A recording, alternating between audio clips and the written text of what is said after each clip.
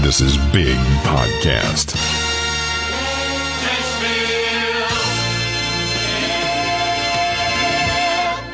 It's Build a Big Podcast, the marketing podcast for podcasters. David Hooper with you. Bigpodcast.com is the site. This is the podcast. If you want to grow your audience, you want to make people care about your message, you want to make money with your podcast. I don't talk about tech, but I'm going to kind of do that right now because I'm still trying to get this new mic dialed in. When you do something with the way you record, like switching out a mic, it's going to affect everything else in your chain. And for me, I run everything into a DBX 286S, more or less because I like the gate, meaning that it's going to cut things off when there's no sound coming through or sound below a certain volume is coming through. So you don't hear me breathing, sound like I have emphysema. But it's got some other cool stuff on it too. An enhancer, it's more or less an EQ. It's got a compressor, kind of gives you that FM radio sound if you want it. It's got a high pass filter, meaning that sounds below a certain frequency, in this case 80 hertz, are going to be removed. You don't have any mic rumble or brr, brr, brr, brr, whatever. Is that what it sounds like? I don't know. Have to ask one of these guys I'm getting ready to talk about. Anyway, it just so happens that I ask a question on Twitter because I try to engage people on Twitter. I want to know what you're doing for your sound. Had a picture of a mic, RE320 or maybe an RE20. I can't remember which one. I just knew where the switch was. And I said, do you use a high pass filter? That's it. Because on a lot of broadcast mics, there are high pass filters. There's a lot of different filters on microphones, depending on which one you get. But this is a real simple one. You can either go flat or you can knock off some of those low frequencies. And that started the conversation, which made me question every single thing that I'm doing about recording myself. So here I am tweaking the sound even more than I would have otherwise. Thanks to Jason Sheasley, it's going to test that de-esser out. Marcus DePaula, Tanner Campbell, everybody else that commented on this, because it really is an interesting question. I'm not somebody who gets completely obsessed with sound like these guys do. They are audio engineers. Me, I know more than most. But when I compare myself to somebody like them or people that I've worked with in the music industry, I'm like, I don't know a thing. So I hate to call myself an audio engineer. I'm interested in the topic. I think all podcasters should be, especially from a marketing standpoint, because you are judged by the way you sound. If you are talking into a broadcast microphone, you're going to come off more professional. You're going to come off more trustworthy than if you were talking into tin cans in a string or an iPhone headset. Anyway, it's something to think about. If you're interested in joining these discussions, at David Hooper on Twitter is where you can connect with me, and you'll see the conversations there. Everybody else who joined in on this. What I have found for most people is there are some very little bitty things that you can do to make yourself sound better. And that could be going into a closet full of clothes, taking yourself out of a big boomy room with glass and who knows what else in it, going into a smaller space with something that's going to absorb those sound waves that are coming out of your mouth. Again, if you want to join that conversation, it's on Twitter right now. At David Hooper is my username. One more thing about tech before we get into the episode, and that is you recording your interviews. How are you doing that? This is something that if you do it right, it is a big opportunity for podcast growth, because what I just said, when you sound good, you come off more trustworthy. When you sound good, more people want to listen to you. And the same thing applies to your guests. So making your guests to sound as good as they possibly can, that's something that's going to come back to you. It's going to help you grow your audience. Not only will your listeners appreciate it, if you make a guest sound great, that guest is going to spread the message about your podcast because you made him or her sound so great. How do you do that? One of the ways to do it is Riverside. It does what we call a double ender. It records your side on your end of the connection. It records the guest side on the guest end of the connection. As the interview is happening, those files are being uploaded. They're being stitched together. You've got two high-quality recordings stitched together on different tracks, so you can go in and edit them, make your guests sound even better. It's used by over 70,000 people. People like Guy Raz, Gary Vee, companies like Spotify use it. The New York Times uses it. A double ender is the best quality recording you can possibly get for you and your guest. Riverside handles everything. It's just like opening up a web page. It's as easy as that. And right now you can try it free. Riverside.fm is how to do that. It's enough time for you to get a good interview in, a couple interviews maybe. Try it out. See if it works for you. If you like it, I get a discount code for you. It's going to get you 15% off. Riverside.fm, and here's the code. Big Podcast, BIGPODCAST, one word, Big Podcast. That's riverside.fm. Try it out for free. You decide to stick around. Big Podcast, BIGPODCAST. This episode is the audio version of my weekly newsletter. It is called Big Podcast Insider. It goes out every Friday morning, New York time. If you want to subscribe to it, see it in writing, check out the links that I'm talking about, newsletter.bigpodcast.com. And in this issue, on this episode, hooray for everything. Podcast psychology. Why do people listen to a podcast? 10 podcast episode ideas using your existing knowledge. How great is that? Don't have to look anything up. Hit record. You're good to go. Got 10 ways for you to do that. Speaking of audio engineering, my audio engineer told me a funny story. You're not going to believe this. $100,000 a day on TikTok. Is that possible? Yeah, it's possible. Is it possible for you? Maybe. We're going to talk about that. You're not going to believe this niche that this lady is in. $100,000 a day on TikTok. Also, 34 ways to make money as a podcaster. And I've got examples for you. I'm going to run through 9 of them. I do these episodes like an old school audiobook. You had one when you were a kid? I did. Back when audiobooks came on vinyl records and with the book attached. And they would tell you, when you hear this sound, it's time to turn the page. I'm going to do that. And when you hear this sound, it is time to go to another article. Let's get going. Hooray for everything? No. You don't go to a football game and cheer for both sides. If you care at all, there's one team that you want to win more than the other. Now, that's not saying that you have to care much, but there's a big difference in not caring at all and caring a little.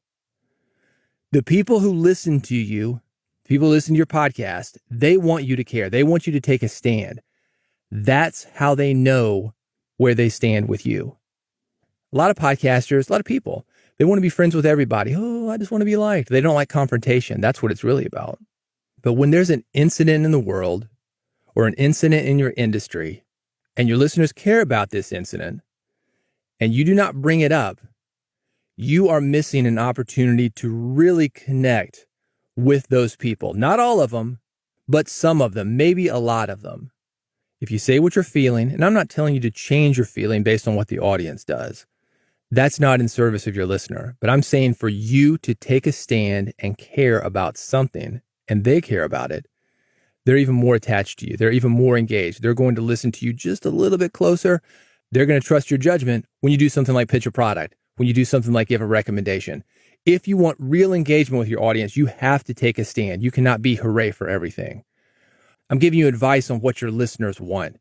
This isn't one of those things that you'll see on Facebook sometimes where somebody takes a stand and then what they'll do at the very end of that, they'll say, most people who read this will be too afraid to repost it. I'm not trying to shame you into planting a flag. What I'm telling you is if you do plant a flag, you are going to get more engagement from your audience. You came here to this podcast, which is about growing your audience, spreading the message, making money with your podcast because you want to do those things. What's the first thing you can do? Take a stand, plant the flag. Your audience wants you to stand for something. What is that? I don't know. You do you. It depends on your podcast. It depends on your audience. The big point is don't try to please everybody by not saying anything or trying to play things safe. There is no safe. The biggest risk you take as far as losing your audience is to not have and share opinions on things your listeners find important. Podcast psychology. Why do people listen to a podcast? There are a lot of reasons that people listen to a podcast. I just mentioned 3 of the reasons why people listen to this podcast. You want to grow an audience. You want to make people care about your message. You want to make money with your podcast. I'm going to give you some general examples. They apply to this podcast. They apply to your podcast. These are things for you to consider when you're developing the topic of your podcast, choosing a title for your podcast, and naming episodes of your podcast. First one is attain better hygiene. Let me go back to stuff you see on Facebook. Teeth whitening. Is that just me? I don't know. I see a bunch of teeth whitening ads. Funny story. My wife, she's a photographer and she's often looking up makeup brands, makeup companies, things of that nature, because those are the companies that she shoots for. And she wants to see different photos of products and she's looking for how the ads are shot, how things are marketed. Anyway, Facebook thinks that she's really into beauty. So if you go on Facebook as her, you're going to see beauty, beauty, beauty, makeup, makeup, makeup, teeth whitening, tanning, hair care, whatever. They're tracking you on that. This is huge. Attain better hygiene. That's what that is. It's one of the most popular things that you can find online. So if you can make somebody lose weight, if you can make somebody look better, if you can make somebody feel better, that counts as that. Attain better hygiene is number one. Number two, make more money. What did I say this podcast is about? Part of it is about you making more money with your podcast. Third one, save more money. You see a lot of get out of debt podcasts, a lot of bargain hunter podcasts. Get more comfort. That's number four. Gain more praise. Who doesn't like to be liked? That's another thing that I talk about here. It's not really getting more praise, but it's having a better product. And when you have a better product, in this case, your podcast, what happens? You get more praise. This stuff doesn't have to be, this stuff that you talk about, it doesn't have to be the main topic. It's a subtopic. When I tell you how to have a better podcast, one of the things that happens as a result of that is you get more praise. I could build that into the marketing of this podcast. It makes it more attractive for people to listen to. And if you're looking to get more praise, which a lot of people are, if that speaks to you, you're more likely to listen to me. So consider all of these things as subtopics for the main topic that you're talking about. Feel more loved. How many relationship podcasts do you see? A ton. Increase status. That's another thing that I'm talking about here. This podcast, it is called Build a Big Podcast. What is a big podcast? That's status. How can you increase the status of your listeners? Number 8, escape pain. Always big. I talked about this in the last episode. It is easy to sell a remedy for pain. It is very easy. People want to escape pain more than they want betterment. If I call this podcast, everybody's making fun of your podcast, get them to stop now. I might get more listeners than build a big podcast. Either way, whether it's betterment or escaping pain, you're still going to get attention. But if there's a way you can spread your message in a way that tells them how to escape pain, that's probably going to get you more attention than betterment. Number 9 is avoid effort. Lazy Man's Guide to Riches. Lazy Man's Guide to Losing Weight. Take this pill. Get something for nothing. People love to avoid effort. And the 10th and final one, save time. Do it quickly. Instant results. Let me summarize, give you the entire list one more time. 1, attain better hygiene. 2, make more money. 3, save more money. 4, get more comfort. 5, gain more praise. 6, feel more loved. 7, increase status. 8, escape pain. 9, avoid effort. 10, save time. If you want to have a conversation around this, I've got it linked. It's at newsletter.bigpodcast.com. Feel free to reach out with any kind of questions. We'd love to see what you're doing, give you some ideas on how to make your podcast better. That is linked at newsletter.bigpodcast.com. 10 podcast episode ideas, and here's what differentiates them: using your existing knowledge. Podcast episode ideas are everywhere. You know, I wrote a book with podcast episode ideas, 101 podcast episode templates.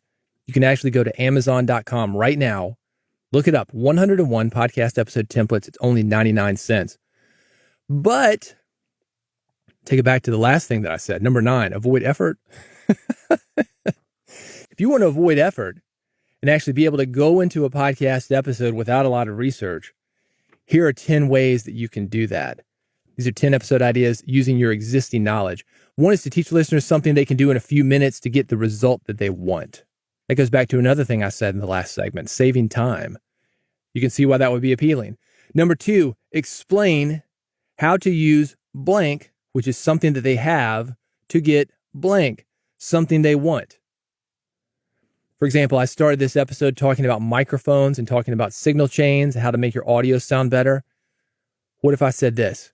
How to use the iPhone in your pocket to make your podcast sound better. Maybe it's an app. Maybe it's some kind of tool on the iPhone. How to use the mic on the iPhone a little bit better. There are a million ways that you can do an episode like that. And it's something very interesting to listeners because it's something they already have and it's something that they want combined. So they don't have to engage that effort that we're talking about. It makes it easy for them. The third thing, I love this, turn questions you've answered in emails into content. If you're like me, you get a lot of emails, people asking questions. David, how do I blank? That's a podcast episode. Every email that comes in with a question is a potential podcast episode. 4, share an example of an impactful change you've made. I could talk about turning off that high pass filter. If you want an example of this, Jeff Sanders at 5 a.m. Miracle, I've talked about Jeff a lot. It's a productivity podcast, and he is constantly tweaking what he is doing to be more productive, to sleep better, to live a better life. And they're little bitty changes. They get big results. His whole podcast could be this. Your whole podcast could be like this. You're walking along the journey with people. Small hinges, big doors, sharing an impactful change that you've made. Fifth one, share a collection of resources that you found helpful. This is something I also mentioned at the beginning of this episode. I mentioned some audio engineers that have been helpful to me. I could have done an entire episode about those guys. Super easy to do, talk a little bit more about them, and specifically things I had learned from each of them. So you can combine these as well. Number 6, create a list of what your audience should stop doing. Everybody's talking about what you need to do. What are you doing already that you need to stop doing? I'll give you an example of something I heard from Jeff Sanders' podcast, 5 a.m. Miracle, the one I just mentioned. He had a guest, she came in, and she said, your productive day starts the night before. So if you want to have a productive Tuesday, you need to go to bed early on Monday. Makes sense, right? Stop staying up late. It's simple, but it's impactful. Again, a lot of these things, they can be combined. This is how great episodes are made. I don't want you to just follow these episode templates. I want you to make your own episode templates, put your own style on it, put your own spin, attitude. This is how great podcasts are made. 7, create content around a micro goal. One way to do that, take one of those things that you should stop doing, create a series of content around that one thing. Here's how to go to bed earlier. Here's how to schedule it. Here's how to work into it. Here's how to get a good night's sleep. Create content around a micro goal. Could be several episodes. Most of these could be several episodes. Number 8, compile the expertise of others into one piece of content. I mentioned that a minute ago with all these audio engineers, and here's what that would look like. Let's say I had a micro goal of you having a great radio voice on your podcast, you having a better space to record from. I could go to Jason Sheasley, ask that question. I could go to Marcus DePaula, ask that question. I could go to Tanner Campbell, ask that question. Combine those things into what would be similar to a blog roundup. You've seen those posts, and either make them separate episodes of a series telling you how to do one thing, or put them all in a single episode. Maybe the content is short enough where you've got something like an Instagram video, YouTube short. This is the way that you get attention for your podcast. You give somebody a specific outcome. You give somebody an easy way to get that outcome, and you make it very, very simple for them to access that information. Number 9, summarize a valuable podcast episode for people who don't have time to listen to it. You ever seen a James Bond movie? No? Okay, there's a million of them. Let me summarize all of them. James gets called into the office to save the world. He's a little skeptical, but he's going to come out of retirement to do it. He does it. There's a sexy spy. He has sex with that spy. He drives a car, blows up, has sex again, blows up under the car, saves the world. I've just summarized every James Bond movie that there is. You're welcome. Number 10, create a post-success piece of content. Let me take it back to what I said a minute ago about going to bed early or getting a good night's sleep or starting your day the night before. 6 months later, I put these things into place. Here are the results. That's huge. Too often we talk about something, especially something that we're doing personally, never follow up on it. Sometimes these experiments work, sometimes they don't. Either way, it is a good episode. So number 10, create a post-success piece of content. Just going to give you the topics one more time. 1, teach people something they can do in a few minutes to get the result that they want. 2, explain how to use something they have to get something they want. 3, turn questions you've answered in emails into content. 4, share an example of an impactful change you've made. 5, share a collection of resources you found helpful. 6, create a list of what your audience should stop doing. 7, create content around a micro goal. 8, compile the expertise of others into one piece of content. 9, summarize a valuable podcast episode for people who don't have time to listen to it. You can summarize anything. 10, create a post-success piece of content. I've got all these linked at newsletter.bigpodcast.com. And again, a book with 101 podcast episode templates ready for you to plug and play your information into them.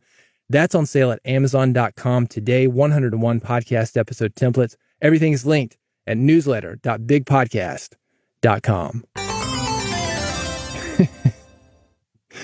My audio engineer told me a funny story. This cracked me up. I couldn't believe this. We were talking on a session one time. It's me, the engineer, and the guest. I've got a female engineer, by the way. Her name is Stephanie. So when I say Stephanie, that's who I'm talking about. It's me, her, and the guest. And we were talking about the weird ways we have been recognized and pitched. She, in addition to engineering my show, which is a broadcast radio show, she's also on the air at this station. She's doing a lot of production for this station. So when you're in the position that she's in, she gets approached by a lot of people in the music industry, bands, managers, labels, who want her to play their music on the air. Anyway, she's getting a massage. She's getting settled. She tells me she's just having small talk with a massage therapist, the guy doing it. And she goes, oh, I'm a radio DJ. Names the station. And he knows the station. If you're in Nashville, you know the station. Anyway, she gets naked, gets on the table, into the massage. So more or less, it's trapped. I mean, I guess she could get up. But if you've ever had a massage, you're kind of a captive audience. Then the guy goes over to the stereo, puts a CD in of his band. He's trying to pitch her while she's there trying to relax and get a massage. So she's there, I don't know, an hour, 90 minutes, however long a massage lasted. Complete captive audience. Not cool, man. I've got a funny joke about this. It's at newsletter.bigpodcast.com. It's a meme I put up. Cracks me up every single time I see it. Think you'll get a kick out of it too. Newsletter.bigpodcast.com. I can relate to this guy, actually. This is the way that I got into radio. Student at University of Memphis. Walk into a radio class. I'm taking the class, right? But my first day, he says, why are you here? Well, I'm in a band. I want to play my music on the station. He said, no. That's not how this works, man. Explained what they call plug-ola, payola, all that. That was the first discussion I had. But I stuck around, and here I am. Not in a band anymore, but I do radio, do podcasting. There's value of crashing the car sometimes and making mistakes like that. But again, a funny story, newsletter.bigpodcast.com. I'm curious about this. What's the craziest thing somebody has ever done to pitch you and your podcast? Let me know. Newsletter.bigpodcast.com has a link to join in on the conversation. Let me expand that. The craziest way somebody has ever pitched you to listen to your podcast or be on your podcast. $100,000 a day on TikTok. This sounds almost unbelievable, especially when you find out the niche. It's so boring. But she's making $100,000 daily on TikTok. And she tells you exactly what the business model is.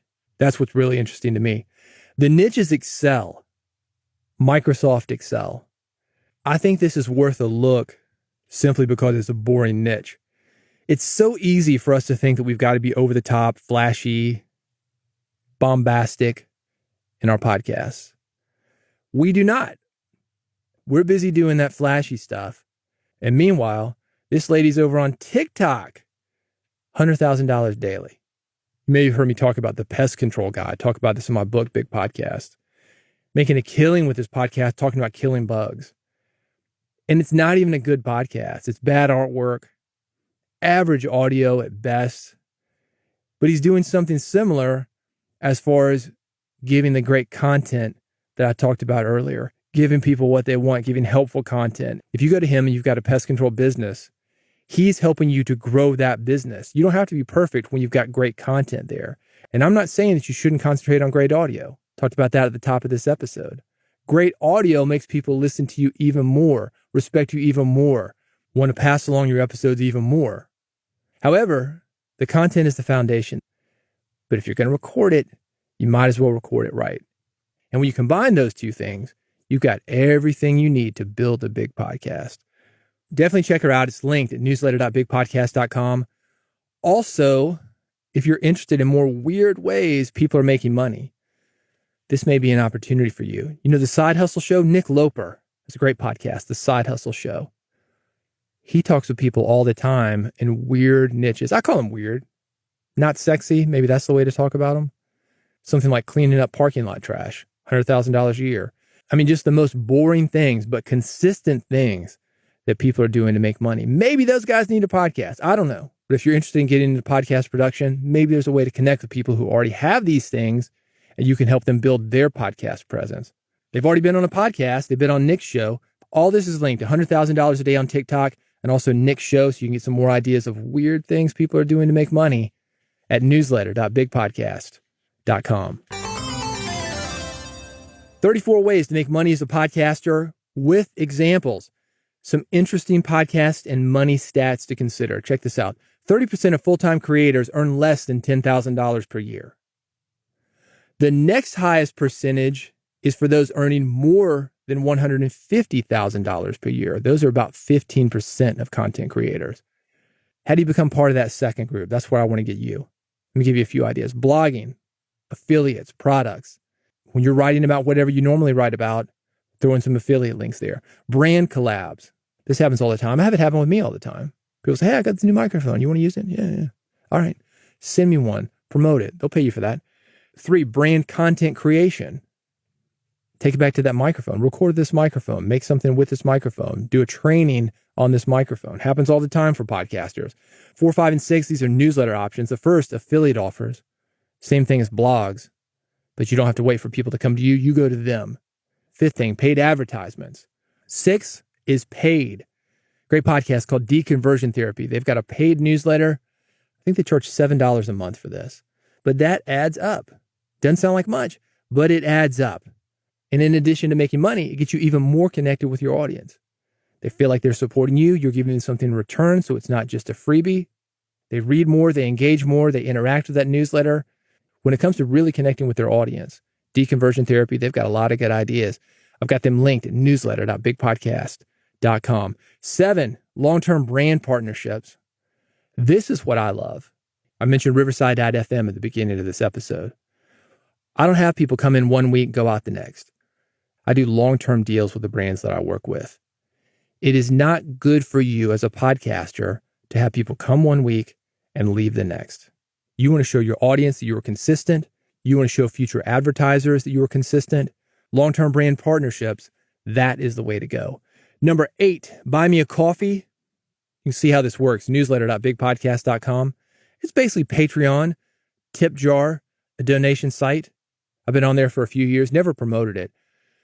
This is one of those things that I've got mixed feelings about. And this is the reason that I haven't promoted it.